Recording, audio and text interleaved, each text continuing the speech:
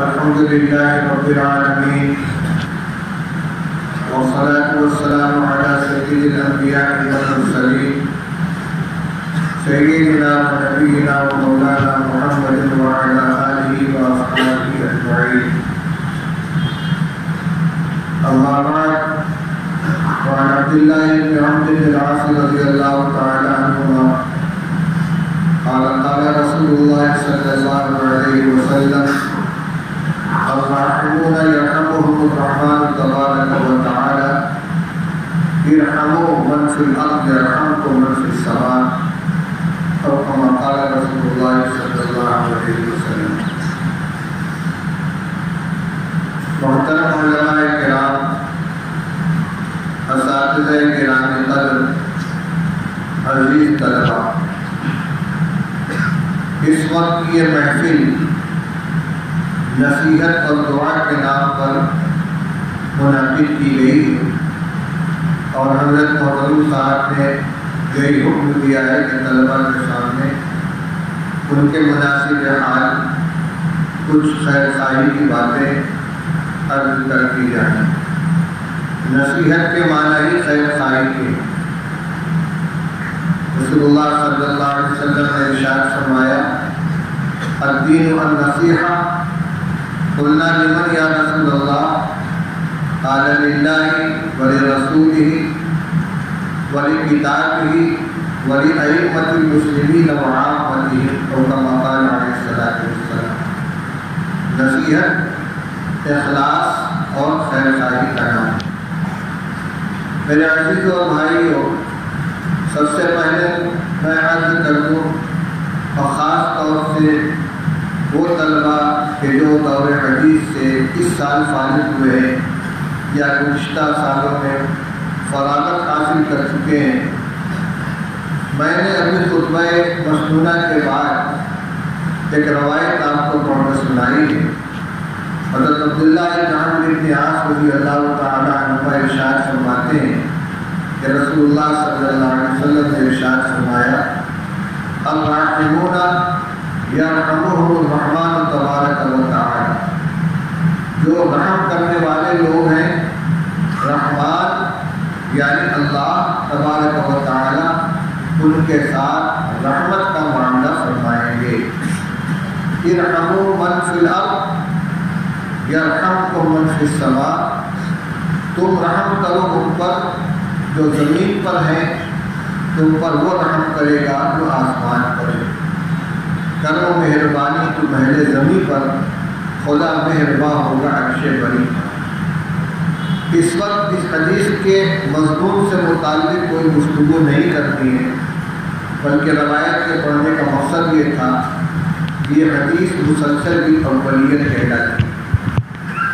مسلسلات کے پڑھنے والے طلباء اپنے استاد کے سامنے جب حاضری دیتے ہیں اور مسلسلات کا سبق شروع ہوتا ہے تو سب سے پہلے یہ حدیث سنائی جاتی ہے. اس حدیث کی خصوصیت یہ ہے کہ یہاں سے لے کر آخر تک ہر طبقے میں ہر شاگرد نے اپنے استاد سے سب سے پہلے اسی حدیث کو سنا، اور وہ کہتا ہے: ھذا اول ما سمعتہ من استادی فلان. چنانچہ میں نے بھی شیخ الحدیث حضرت مولانا محمد زکریا صاحب رحمۃ اللہ علیہ کی خدمت میں حاضر ہو کر جب مسلسلات کے درس میں شرکت کی تو سب سے پہلے یہی حدیث سنائی گئی اور اس کی سند بتلائی گئی. میں یہ کہتا ہوں کہ ھذا حدیث اول ما سمعتہ من شیخ محمد زکریا.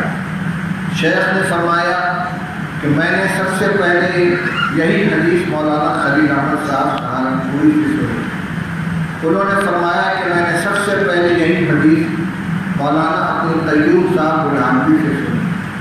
وہ فرماتے ہیں کہ میں نے سب سے پہلے یہ حدیث حضرت شاہ محمد اسحاق صاحب دہلوی سے سنی، اور وہ یہ فرماتے ہیں کہ میں نے سب سے پہلے یہی حدیث شاہ عبدالعلی صاحب محبی دہلوی سے سنی، اور وہ یہ فرماتے ہیں کہ میں نے سب سے پہلے یہ حدیث اپنے والد حضرت شاہ ولی اللہ صاحب محبی دہلوی رحمۃ اللہ علیہ سے سنی.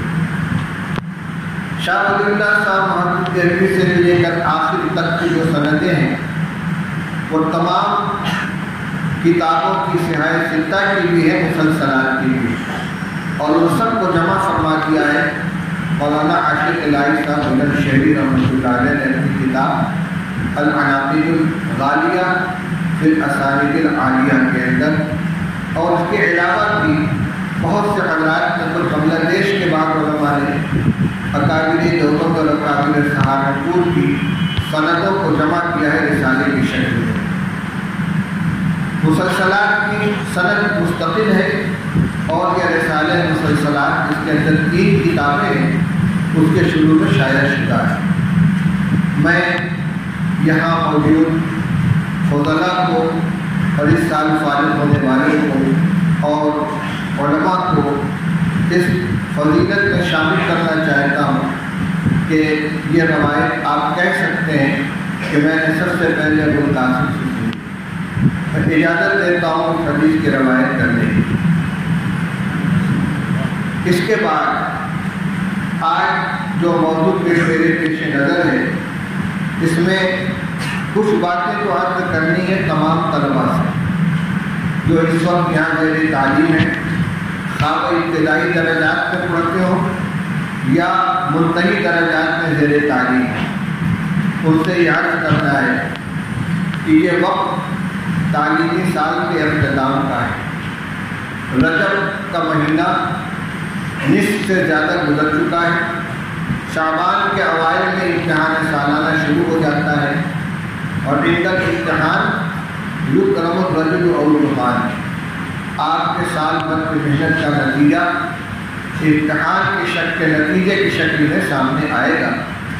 اس لیے یہ وقت اپنے آپ کو ہمتن تعلیم کی مشاغل کے اندر مصروف کر دینے کا ہے، جو ضروریات بشریہ ہوں، ضروریات طبعیہ ہوں، اور ضروری آرام جتنا آپ کے لیے لازم ہو صحت کو برقرار رکھنے کے لیے، ان کے علاوہ آپ کا پورا وقت تعلیمی مشغلوں کے اندر صرف ہونا چاہیے۔ اپنی کتابوں کے اعادہ، تکرار، مذاکرہ اور ان کے دہرانے کے اندر آپ کو صرف کرنا چاہیے۔ بعض مدارس میں ایک طریقہ ہوتا ہے، اور افسوس کی بات یہ ہے کہ بڑے مدارس میں بھی یہ چیز ہے کہ گزشتہ چند سال کے امتحانات کے پرچے طلبہ جمع کر لیتے ہیں اور ان کو سامنے رکھ کر تیاری کرتے ہیں، اور اس کے بعد جب امتحان میں کوئی سوال آتا ہے، اگر ان سوالات میں سے کوئی سوال آ گیا جو گزشتہ چند سالوں میں پرچوں میں آ چکا ہے تو کہتے ہیں سوال ٹکرا گیا، اور اگر اس میں سے نہیں آتا تو کہتے ہیں کہ سب سوال نیا آیا ہے۔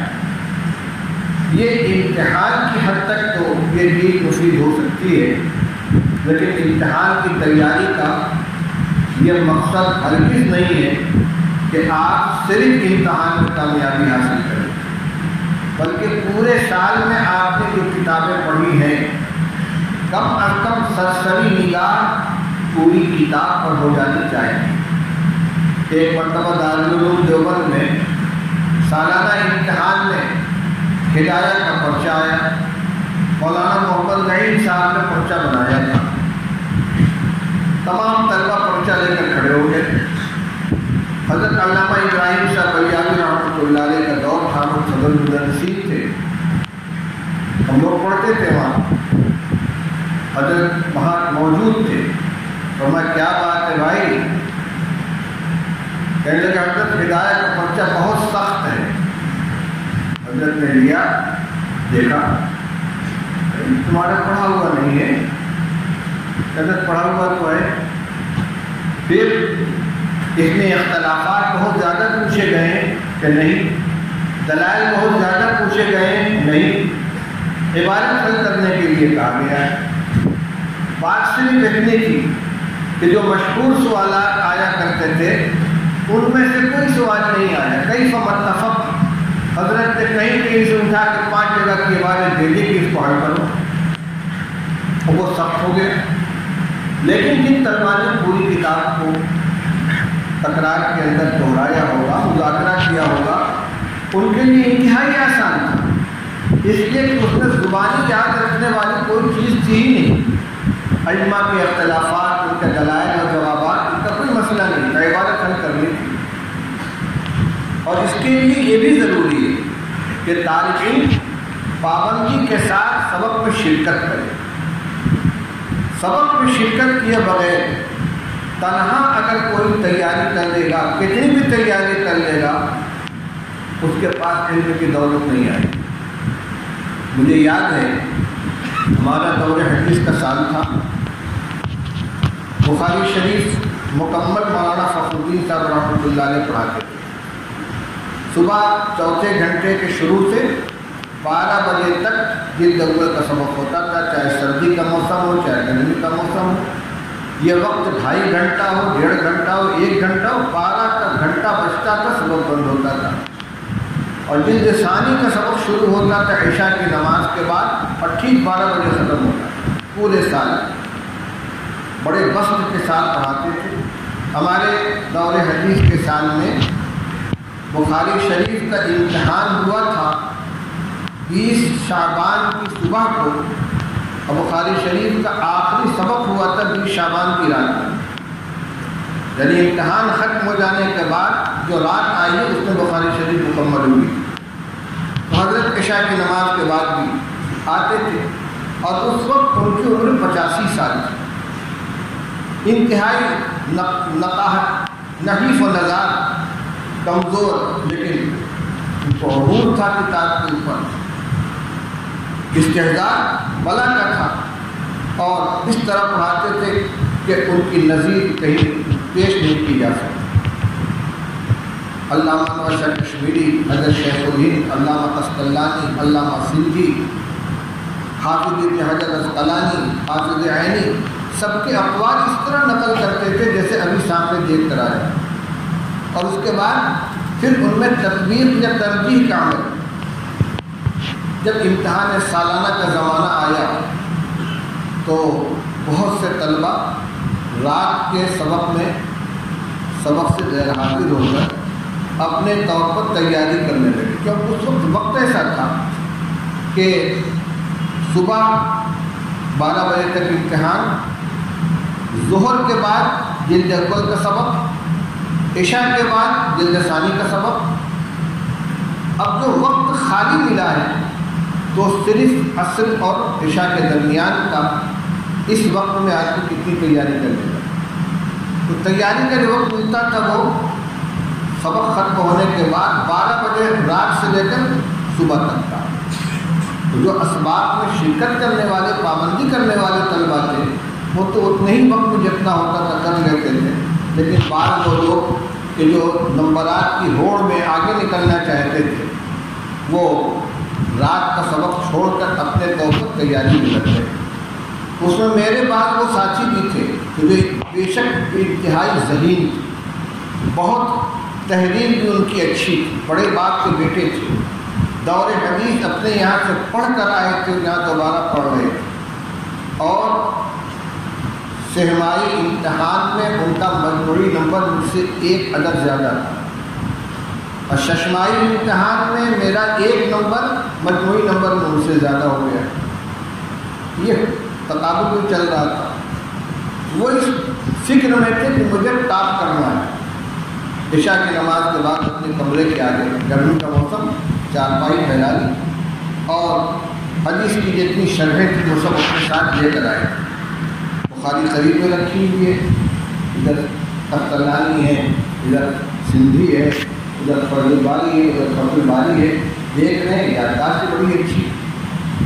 مجھ سے ساتھیوں نے کہا کہ بھائی دیکھو یہ بہت محنت کر رہا ہے، تم پیچھے رہ جاؤ۔ میں نے کہ پیچھے رہ جاؤں یا آگے نکل جاؤں، مجھے سبق نہیں چھوڑنا۔ اتفاق کی بات، اسی دن عشاء کی نماز کے بعد جب سبق شروع ہوا تو حضرت یوں ہاتھ لگا کر اور دونوں طرف سے تکیے پر ٹیک لگا کر بیٹھتے تھے اور پڑھاتے رہتے تھے۔ انہوں نے نگاہ اٹھا کے دارالحدیث میں ایسے دیکھا تو طلبہ کی تعداد بہت کم نظر آئی، آہ بھر کر کہنے لگے 3 دن سے اجابت نہیں، بواسیر کا مریض ہوں، سخت تکلیف کے اندر، لیکن اس کے باوجود میں نے پڑھانا موقوف نہیں کیا۔ کیا میں تنخواہ کے لیے پڑھاتا؟ وہ لوگ جو سبق میں نہیں آتے، اپنے طور پر تیاری کر رہے ہیں، ہو سکتا ہے امتحان میں ان کے نمبرات اچھے آ جائیں لیکن علم نہیں آئے گا۔ یہ سن کر روتے کھڑے اور ہم نے طے کر لیا کہ انشاءاللہ سبق کوئی نہیں چھوٹے گا۔ تو میرے عزیزوں، صرف اس وقت کی بات نہیں، معمولی آزار کے اوپر طلبہ غیر حاضری کر دیتے ہیں۔ ایک سبق بھی اگر استاد کے سامنے نہیں گزرا تو یہ تسلسل ٹوٹ جاتا ہے، سلسلہ منقطع ہو جاتا ہے۔ یہ ایک ربط ہے استاد کے ساتھ، وہ ربط ٹوٹ جاتا ہے، پھر اس کو بنانے میں، قائم کرنے میں وقت لگتا ہے۔ اس لیے اسباب میں پوری پابندی کے ساتھ ہمیشہ حاضری دینی چاہیے، اور اس وقت جب آپ نے سبق میں بھی حاضری دی ہے اور ایک طرف سے کتاب کا مذاکرہ کریں گے تو انشاءاللہ یہ علم آپ کا پختہ ہوگا، محفوظ رہے گا۔ ہو سکتا ہے کہ کوئی دوسرا ساتھی آپ سے آگے نکل جائے امتحان کے اندر، لیکن علم کی جو برکت ہے وہ آپ کو حاصل ہوگی۔ مولانا محمد قاسم صاحب نانوتوی رحمۃ اللہ علیہ تلامذہ میں 3 شاگرد بہت نمایاں تھے، مولانا فخر الحسن صاحب گنگوئی، مولانا احمد حسن صاحب امروہوی اور مولانا محمود الحسن صاحب دیوبندی، جو شیخ الہند کہلائے ہیں۔ ان میں سب سے ذہین مولانا فخر الحسن صاحب تھے، جن کی ادب کی کتابیں بھی ہیں، قصائد ہیں۔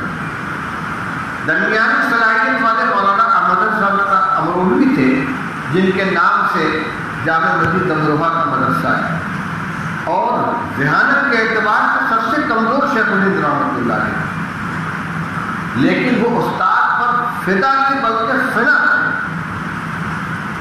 ایسی خدمت کی ہے اور ان کے اوپر اپنی گویا جان نشانور کری۔ ان کے اشارے چشم ابرو کے اوپر حد تک کرتے تھے، ان کے مرضی کے خلاف کوئی کام نہیں کرتے۔ آپ دیکھ لیجیے، آپ جانتے ہیں کہ مولانا فخر الحسن صاحب کون تھے، مولانا احمد حسن صاحب کون تھے؟ ہمیں بھی یاد کر کے ان کا نام یاد کرنا پڑتا ہے، لیکن شیخ الہند رحمۃ اللہ علیہ کو ہر وہ طالب علم جانتا ہے جو دارالعلوم دیوبند یا مکتبہ دارالعلوم دیوبند سے تعلق رکھتا ہے۔ شیخ الہند کہہ دینا کافی ہے، چاہے نام یاد نہ ہو لیکن سمجھ جائے گا کہ مولانا محمد قاسم صاحب نانوتوی رحمۃ اللہ علیہ کی جانب۔ اس لیے میرے عزیزوں، سبق کی پابندی ہے، اور وہ پابندی آپ کے امتحان میں بھی کام آئے گی اور آئندہ زندگی کے اندر بھی کام آئے گی۔ دوسری بات یہ کہ یہ وقت کسی بھی لایعنی عمل میں مشغول رہنے کے نہیں، ہم اپنے آپ کو تعلیم میں آپ مشغول رکھیں، اور اس کے بعد امتحان دیں۔ شکست و فتح تو قسمت سے ہے ولی اے دین، مقابلہ تو دل ناتواں نے خوب کیا، اور اس کے ساتھ ساتھ یہ بھی کہ ان اللہ لا یضیع اجر المحسنین، آپ کی وسعت میں جو کچھ ہے آپ اگر وہ کر لیں گے اللہ تعالیٰ آپ کی محنت کو ضائع نہیں فرمائے گا۔ دوسری بات مجھے فارغ ہونے والے طلبہ عزیز سے عرض کریں، دور حدیث میں الحمدللہ یہاں تقریباً 1250 طلبہ ہیں، یہ سب اس سال فارغ ہو جائیں گے۔ فارغ ہونے کے بعد ان میں سے بڑی تعداد تو وہ ہوگی جن کی تعلیمی سلسلہ یہاں جن کا منقطع ہو جائے گا، اور کچھ طلبہ وہ ہوں گے جو دارالعلوم دیوبند یا کسی اور جگہ داخلے کے لیے کوشاں ہوں گے، کچھ یہیں پر تکمیل افتاء یا تکمیل تخصص الحدیث کے اندر جائیں گے۔ بہرحال سال 2 سال کے بعد وہ بھی فارغ ہو جائیں گے، اور ایک وقت وہ آئے گا کہ جب وہ رسمی طالب علمی سے فارغ ہو چکے ہوں گے اور اپنے ذمہ دار خود بن جائیں گے۔ تو چاہے اس سال تعلیم کا سلسلہ ختم ہو رہا ہو آپ کا، یا چند سال کے بعد ختم ہو، آپ سے چند باتیں عرض کرنی۔ نمبر 1 یہ کہ جس علم کو حاصل کرنے کے لیے آپ نے اپنی زندگی کے یقینی ماہ و سال صرف کیے ہیں، کم سے کم عربی درجات میں 7-8 سال آپ نے لگایا ہے، اور اس کے بعد آپ کو سند مل رہی ہے فضیلت کی، آپ فاضل کہلائیں گے، تو اتنی محنت سے اتنا وقت خرچ کر کے زندگی کی یقین کی لمحات خرچ کر کے جو علم آپ کو حاصل ہوا ہے، اس کی قدر و قیمت کو پہچانیں، اور خاص طور سے اس لیے کہ یہ جو علم ہے یہ بہت اونچا علم ہے۔ امام بخاری رحمۃ اللہ علیہ نے کتاب العلم کے بالکل شروع میں باب فضل العلم قائم فرمایا، اور اس باب میں انہوں نے صرف قرآن پاک کی 2 آیتیں نقل کی ہیں، حدیث کوئی ذکر نہیں کی۔ حدیث لے آئے جب دوبارہ باب فضل العلم قائم کیا وہاں، اور پھر علم کی فضیلت کے سلسلے میں ضمنی طور پر متعدد ابواب قائم کیے، لیکن باب فضل العلم سب سے پہلے لے آئے ہیں، اور 2 آیتیں اس میں ذکر کی ہیں، وَالَّذِي يَرْفَعُ اللَّهُ الَّذِينَ آمَنُوا مِنكُمْ وَالَّذِينَ أُوتُوا الْعِلْمَ دَرَجَاتٍ وَقُلْ رَبِّ زِدْنِي عِلْمًا۔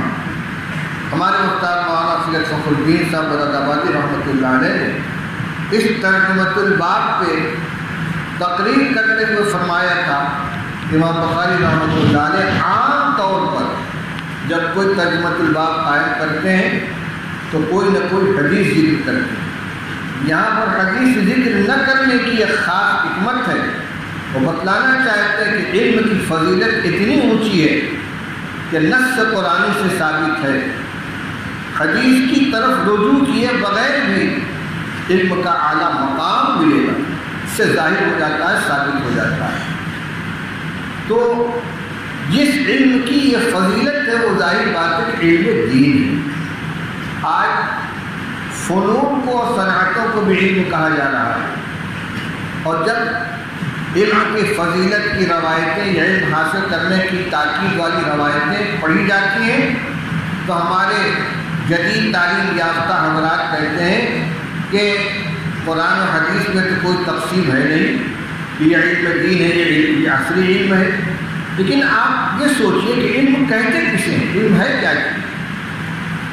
العلم نور یتجلی بہ المعلوم لمن قامت بیدہ، پڑھا ہے دعویٰ شرح ہے۔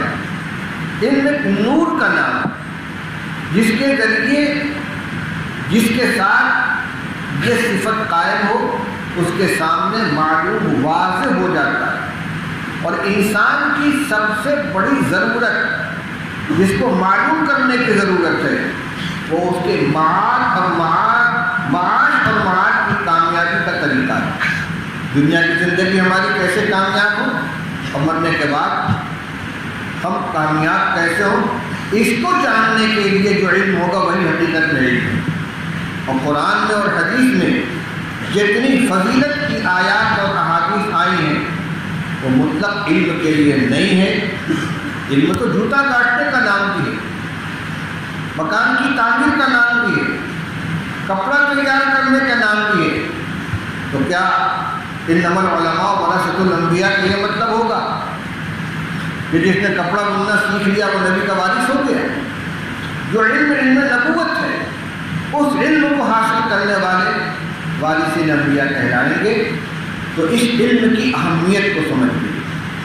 مجھے یاد آیا حضرت مولانا مفتی محمود حسن صاحب گنگوہی نور اللہ مرقدہ، جو میرے شیخ بھی ہیں، میرے استاد بھی ہیں، وہ فرماتے تھے کہ علم کا سب سے پہلا نفع یہ ہے کہ عالم اپنے حاصل کردہ علم کی روشنی میں اپنا جائزہ لے، اپنے عمل کو، اپنے اخلاق کو، اپنے کردار کو، اپنے ظاہر کو، اپنے باطن کو دیکھے، اور پھر اسی علم کے اندر جو ہدایات ہیں، جو تعلیمات ہیں، ان کی روشنی میں ان کی اصلاح کرے۔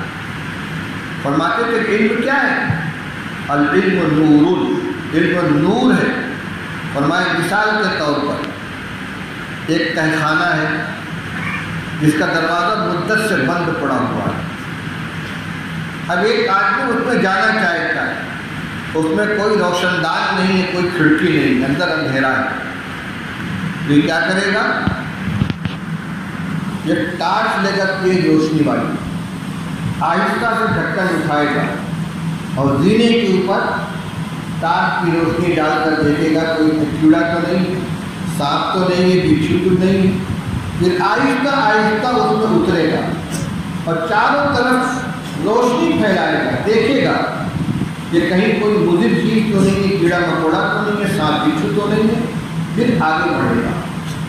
فرماتے ہیں کہ دل کا جو تہخانہ ہے، اس کے اندر جو سانپ بچھو بیٹھے ہوئے ہیں، تکبر ہے، حسد ہے، بغض ہے، کینہ ہے، بدگمانی ہے، حب مال ہے، حب جاہ ہے، یہ سب سانپ بچھو اندر بیٹھے ہوئے ہیں، لیکن روشنی نہیں ہمارے پاس۔ جب علم کی روشنی آئی تو سب سے پہلے اپنے دل کے اندر ڈالو اور ٹٹولو کہ اس میں کیا کیا کیڑے بنیں رہے ہیں، کہ ان کی ازالے کسی دل کرو۔ اور اس کے لیے دو کام کرنا ہے، ایک تو یہ کہ اپنے اساتذہ اور اپنے مربیان جن سے آپ نے علم حاصل کیا ہے ان سے اپنے آپ کو مربوط رکھیں، چاہے آپ کتنے بڑے ہو جائیں، کتنی مقبولیت آپ کو حاصل ہو جائے، اپنے مدرسے میں جہاں آپ کو پڑھانا ہے جاتے ہی بخاری و مسلم مل جائے پڑھانے کو، لیکن پھر بھی آپ چھوٹے ہی رہیں گے۔ بیٹا کتنا بڑا بھی ہو جائے باپ سے بڑا نہیں ہو سکتا۔ آپ کو اپنے بڑوں کے ساتھ ربط رکھنا ہوگا، آپ کیا کر رہے ہیں اس سے ان کو آگاہ کیجیے، ان سے مشورہ لیجیے، ان کی ہدایت حاصل کیجیے، ان کی دعائیں دیجیے۔ دوسری بات یہ کہ اپنے باطن کی اصلاح کے لیے اور اللہ کے ساتھ تعلق قائم کرنے کے لیے کسی صاحب نسبت بزرگ سے اپنا تعلق جوڑیے۔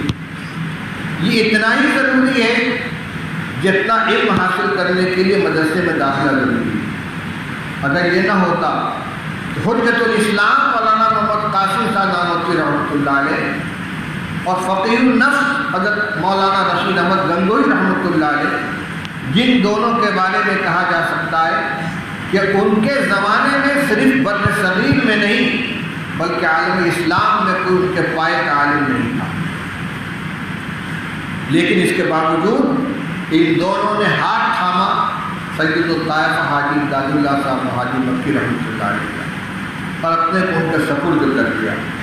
اور یہی دونوں نہیں بلکہ ہماری جماعت کے جتنے اکابر ہیں، مولانا حسین احمد صاحب مدنی،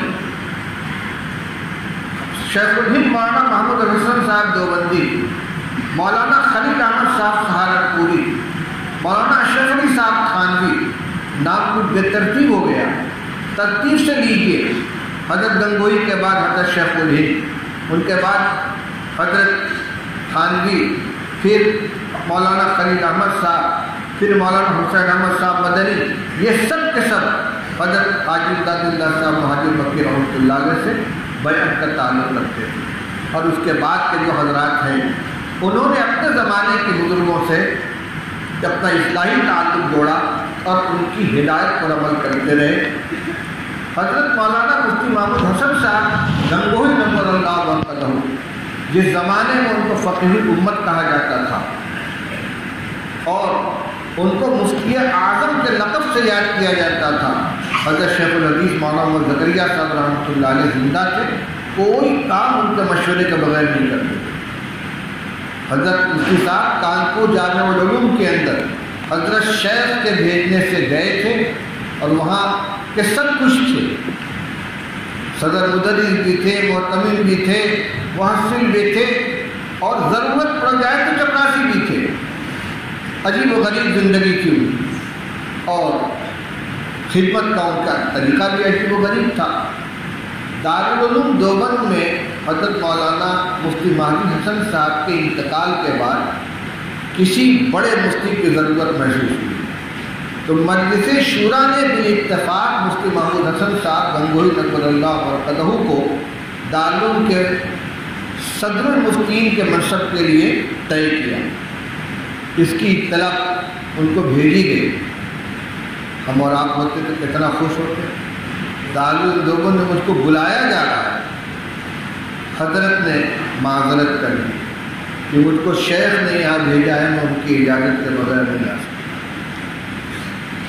یہ جواب ارکان شورا کو ملا تو مولانا منظور احمد نعمانی اور مولانا اسعد صاحب مدنی رحمۃ اللہ علیہما، جو دونوں ارکان شورا تھے، سفر کر کے سہارنپور گئے اور حضرت شیخ الحدیث رحمۃ اللہ علیہ سے اصرار کر کے ان سے مفتی صاحب کو مانگا.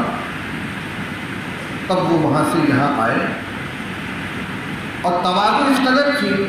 حضرت علامہ ابراہیم صاحب بلیاجی رحمۃ اللہ علیہ، جو شیخ الہند رحمۃ اللہ علیہ کے اجل تلامذہ میں سے تھے اور میرے بھی استاد ہیں، میں نے ان سے ترمذی شریف جلد ثانی، جلد اول اور مسلم شریف کا مقدمہ کتاب الایمان پڑھا. حضرت مفتی صاحب ان کے بھی شاگرد تھے، کیونکہ علامہ ابراہیم صاحب نے 52 سال دارالعلوم دیوبند کے اندر درس دیا ہے. ان کے ابتدائی دور کے وہ شاگرد تھے. جب مفتی صاحب تشریف لے آئے تو حضرت علامہ سے ملاقات کی. حضرت علامہ نے فرمایا، کیوں صاحب آپ نے دارالعلوم دیوبند میں آنے سے معذرت کیوں کر دی؟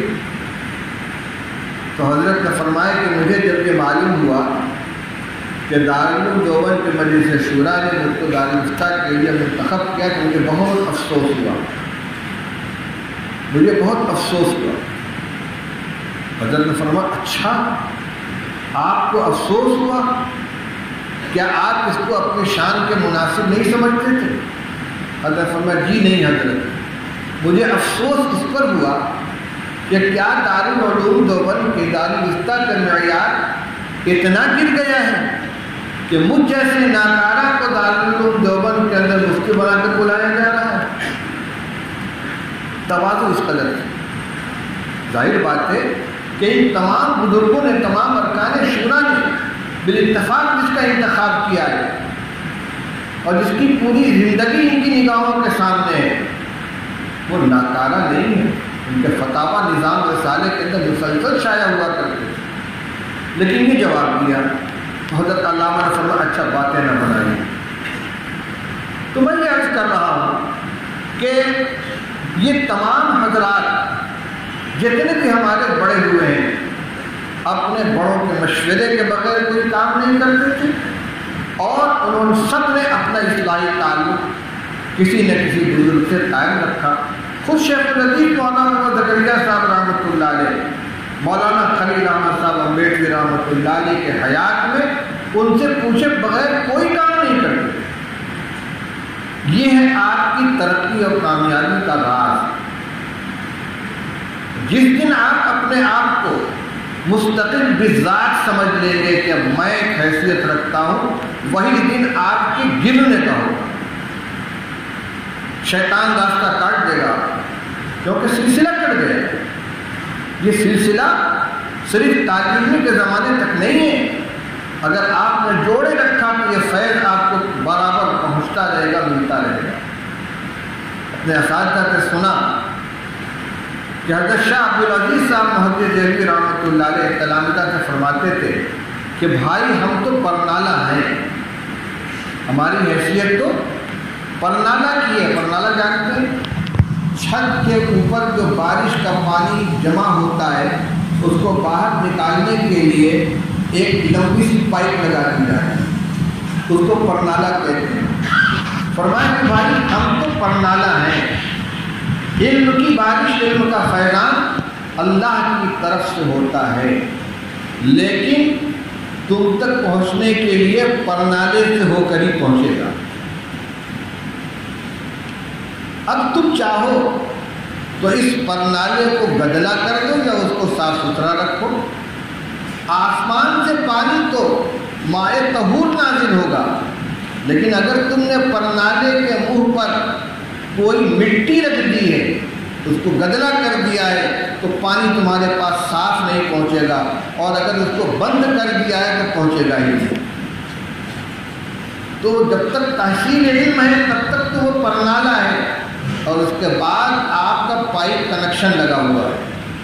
اس پائپ کنیکشن کو آپ چاہے باقی رکھیں چاہے ختم کر دیں. یہ چند متفرق باتیں تھیں جو میں نے آپ کے سامنے عرض کر دی۔ اب جس طرح میں نے مسلسل بالاولیت حدیث کی اجازت دی ہے، جی چاہتا ہے کہ اپنی سند کے ساتھ دیگر کتب حدیث کی اجازت دی، دور حدیث سے فارغ ہونے والے اور دیگر علماء و فضلاء کو جو چاہیں میں ان کے سامنے پیش کر دوں۔ میں نے بخاری شریف مکمل مولانا فخر الدین صاحب مراد آبادی رحمۃ اللہ علیہ سے پڑھی ہے، جو حضرت شیخ الہند رحمۃ اللہ علیہ کے شاگرد تھے۔ مسلم شریف کا مقدمہ کتاب الایمان اور ترمذی جلد پر علامہ ابراہیم صاحب بلیاضی رحمۃ اللہ علیہ، ترمذی شریف جلد ثانی ابو داؤد مکمل اور شمائل ترمذی مولانا فخر الحسن صاحب رحمۃ اللہ علیہ، نسائی شریف مولانا عبد الاحد صاحب رحمۃ اللہ علیہ، معطین حضرت مولانا قاری محمد طیب صاحب رحمۃ اللہ علیہ، شرح معانی الآثار مولانا اسلام الحق صاحب عازمی رحمۃ اللہ علیہ سے، اور ابن ماجہ مولانا معراج الحق صاحب رحمۃ اللہ علیہ سے۔ ان میں پہلے دو علامہ ابراہیم صاحب بلیاضی اور مولانا فخر الدین صاحب براہ راست شیخ الہند رحمۃ اللہ علیہ کے شاگرد، مولانا قاری محمد طیب صاحب اور مولانا اسلام الحق صاحب یہ دونوں علامہ انور شاہ کشمیری کے شاگرد ہیں، اور بقیہ جتنے اساتذہ ہیں میرے یہ سب شیخ الاسلام مولانا حسین احمد صاحب مدنی رحمۃ اللہ علیہ کے شاگرد ہیں۔ تو پہلی دو اساتذہ کی جو سند ہے یہ تو قریب ہے، عالی ہے، کیونکہ اس میں ہمارے اور شیخ الہند کے درمیان صرف ایک واسطہ ہے، اور باقی جو کتابوں کی سند ہے اس میں شیخ الہند رحمۃ اللہ علیہ تک دو واسطے ہیں، ایک وہ استاد جن سے ہم نے پڑھا اور دوسرے علامہ انور شاہ کشمیری یا مولانا حسین احمد صاحب مدنی۔ میں اپنے اساتذہ سے پڑھی ہوئی تمام کتابوں کے پڑھانے کی روایت کرنے کی آپ سب حضرات کو اجازت دیتا ہوں۔ اللہ تعالیٰ اس کی قدر کرنے کی توفیق عطا فرمائے۔ وآخر دعوانا الحمدللہ رب العالمین۔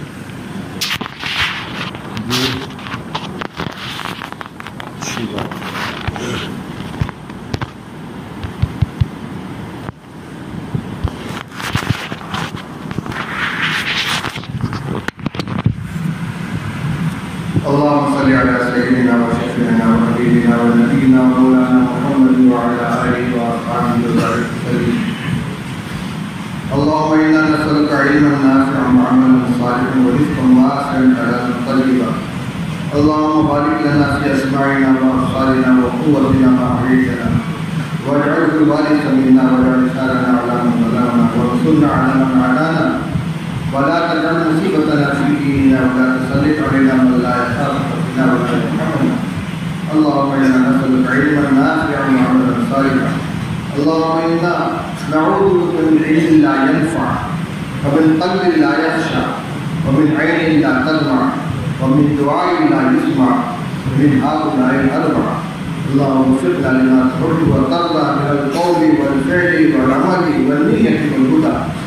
اللهم اصلح لنا ديننا الذي هو عصمة امرنا واصلح لنا دنيانا التي فيها معاشنا واصلح لنا آخرتنا التي فيها معادنا.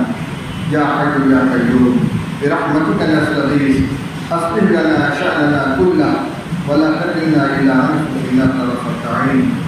اللهم طهر قلوبنا من النفاق وأعمالنا من الرياء وألسنتنا من الكذب وأعيننا من الخيانة وإنك تعلم خائنة الأعين وما تخفي الصدور. اللهم إنا نعوذ بك من جهد البلاء ودرك الشقاء وسوء القضاء وشماتة الأعداء. اللهم إنا نعوذ بك من الهم والعجز والعجز والكسل والجبن والبخل ومن غلبة الدين وقهر الرجال. یا اللہ ہم سب کے گناہوں کو معاف فرما دے، ہماری سیئات سے درگزر فرما دے. یا اللہ ہمیں اپنے مقبول بندوں میں شامل فرما دے. یا اللہ ہمیں علم نافع عطا فرما، قلب خاشع عطا فرما. یا اللہ عین مطمع عطا فرما. اپنا حقیقی خوف ہمارے دلوں میں پیدا فرما دے. گناہوں کی نفرت دلوں میں پیدا فرما دے، اطاعت کی الفت پیدا فرما دے. یا اللہ علم کے نور سے ہمارے قلوب کو منور فرما دے. ہمیں اپنے عیوب اور اپنی کوتاہیوں تک کی معرفت عطا فرما. ان کے ادارے کی فکر عطا فرما۔ کہ اللہ جن اساتذہ سے ہم نے فیض حاصل کیا ہے کہ اللہ ان کو ان کی خدمات کا بھرپور صلہ عطا فرما۔ جن مصنفین، جن محدثین اور جن ائمہ کی کتابوں سے اور ان کی تصنیفات سے ہم نے استفادہ کیا، اللہ اس کا بہترین صلہ ان کو عطا فرما، ان کے فیوز کو جاری و ساری فرما اور ان کو ان کی قبروں کو نور سے بھر دے۔ کہ اللہ اس ادارے کو اور تمام دینی اداروں کو اللہ اپنی حفاظت کے اندر لے لے، جملہ ظاہری و باطنی فتنوں سے، آزمائشوں سے، امتحانات سے بچا لے۔ کہ اللہ تمام کارکنوں کے دلوں میں آپس میں الفت و محبت پیدا فرما، اساتذہ کو طلبہ کے لیے شفیع بنا دے، طلبہ کو اساتذہ کا احترام کرنے والے، اطاعت کرنے والا بنا دے۔ کہ اللہ ہماری ظاہری و باطنی تمام گندگیوں کو دور فرما کر اپنے مقبول بندوں میں شامل